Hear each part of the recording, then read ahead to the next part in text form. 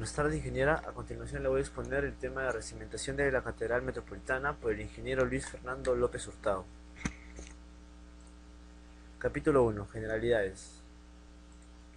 Introducción. El subsuelo del Valle de México está constituido por depósitos lacustres de alta compresibilidad y de alto contenido de agua, conformado básicamente por arcillas de consistencia blanda, que alguna vez fueron denominadas como fango estructurado.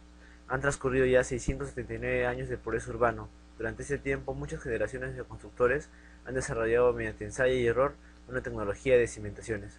Aquí se puede apreciar en el mapa de México los distintos lagos que se encuentran, las calzadas o calles de tierra, los canales, los puentes, las construcciones principales, así también como distintas plazas.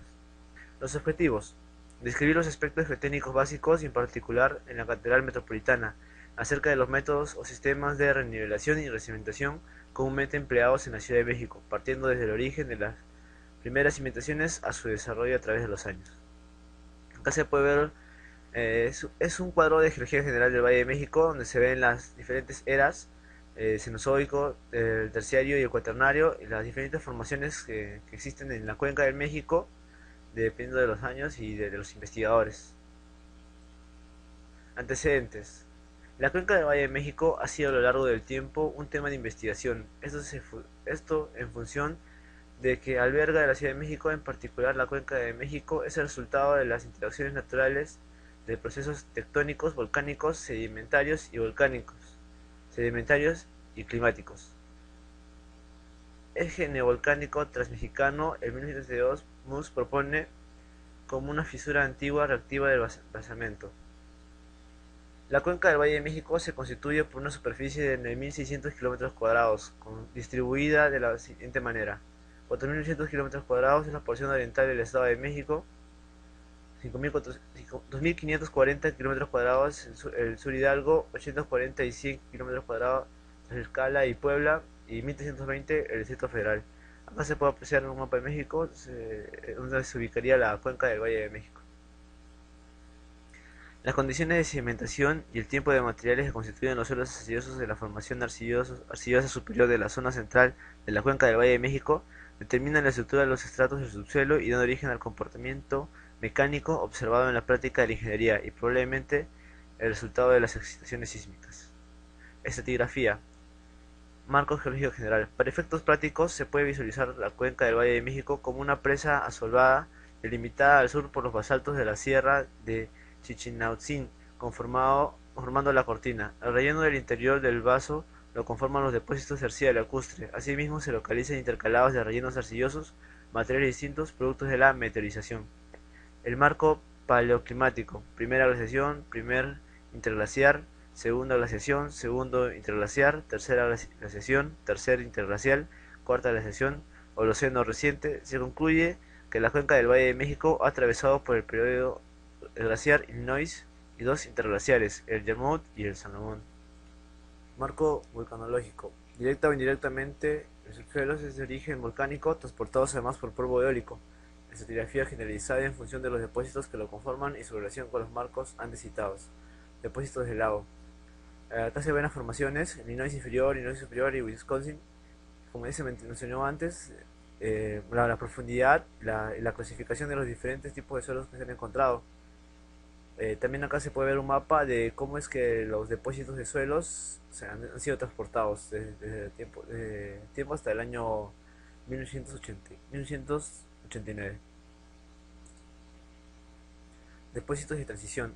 Los depósitos de arcilla lacustre caen en el centro de la cuenca. Conforme se acercan a la periferia o zona de lomas, sean estas en las partes altas, eso se debe que entre los estratos de arcilla se intercalan capas de suelo, limo arcilloso o arenas fluviales y gravas y boleos. Estos dos últimos se presentan solo en la desembocadura de ríos y arroyos. Acá de igual manera se pueden ver las diferentes capas, que sean las gravas, el Holoceno, las formaciones, ¿no? Las formaciones: la serie arcillosa, la costa superior, la capa dura Sangamón, la serie arcillosa, la costa inferior, las gravas y arenas de Illinois superior, erupción de arenas azules, gravas y arenas finales de Illinois superior, material moroneico depositado y morenas de Illinois inferior.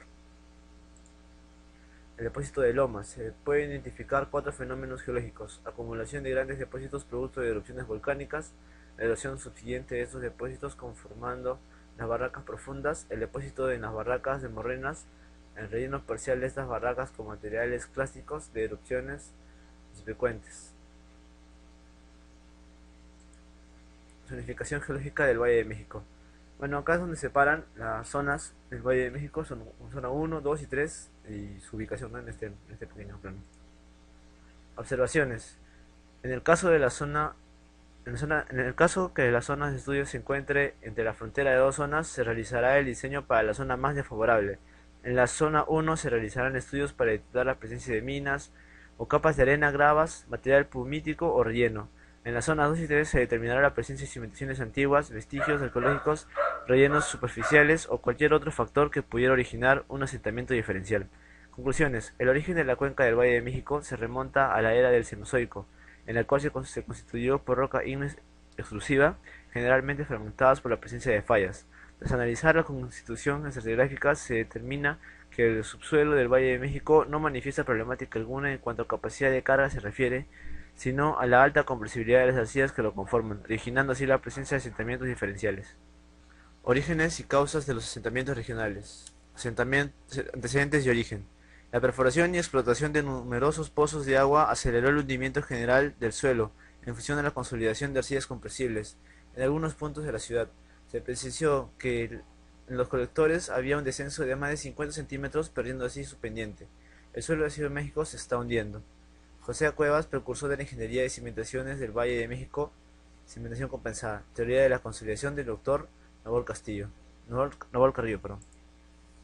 Asentamientos de las cimentaciones, causas que originen asentamientos, variación de la estratigrafía del suelo, variaciones en la carga de cimentación, cargas grandes en áreas de cimentaciones flexibles, diferencias en el tiempo de construcción en la parte adyacente a una estructura, variaciones en las condiciones del terreno y variaciones en el contenido de agua del terreno. Acá se puede ver un suelo compresible donde podría haber un asentamiento diferencial. Se ve la losa colocada sobre un suelo uniforme compresible. En cambio, la losa colocada sobre el estrato denso e incompresible. Bajo el suelo existe un suelo compresible. Asentamientos totales parciales. La consolidación es el factor más importante con el cual se determinan las presiones de apoyo admisibles, siendo necesario el calcular los asentamientos por proceso de consolidación, aun cuando se haya considerado de manera previa el hundimiento de las cimentaciones.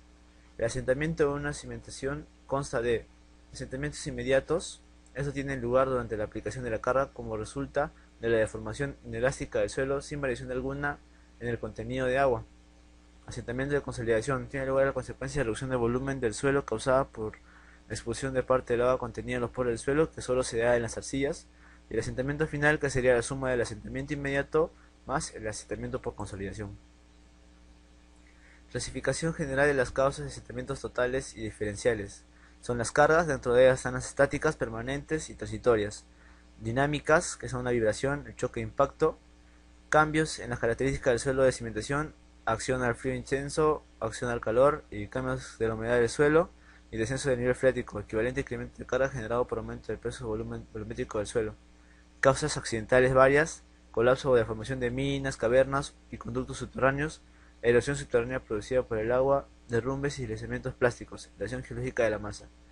Skempton y McDonald lo dan en tres categorías de daños, que son daño estructural, daño arquitectónico y daño estructural y arquitectónico.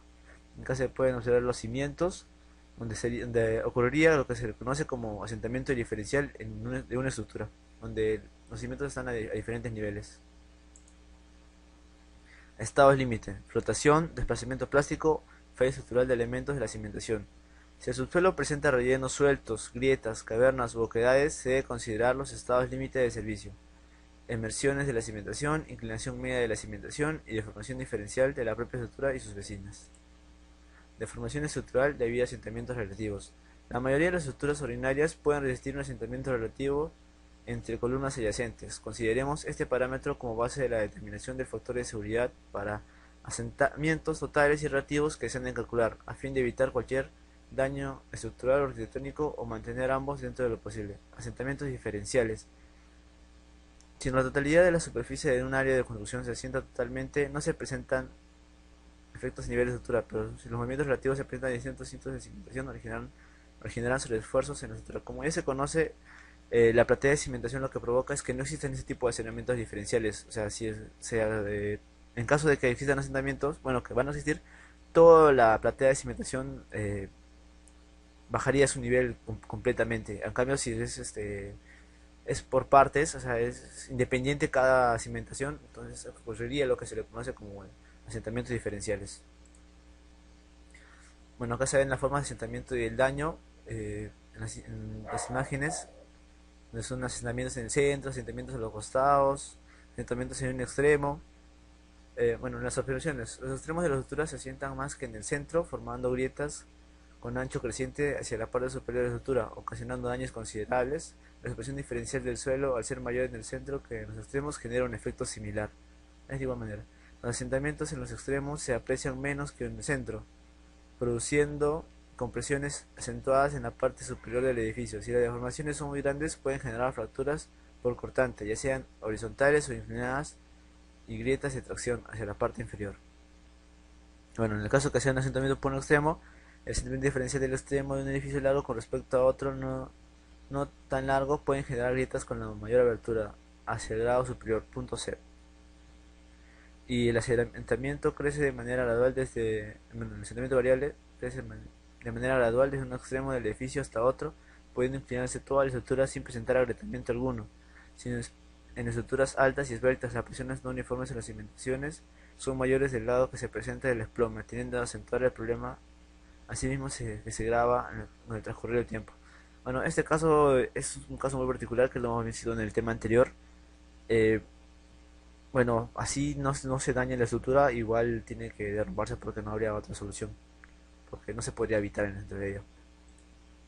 Determinación de los asentamientos en suelos arcillosos.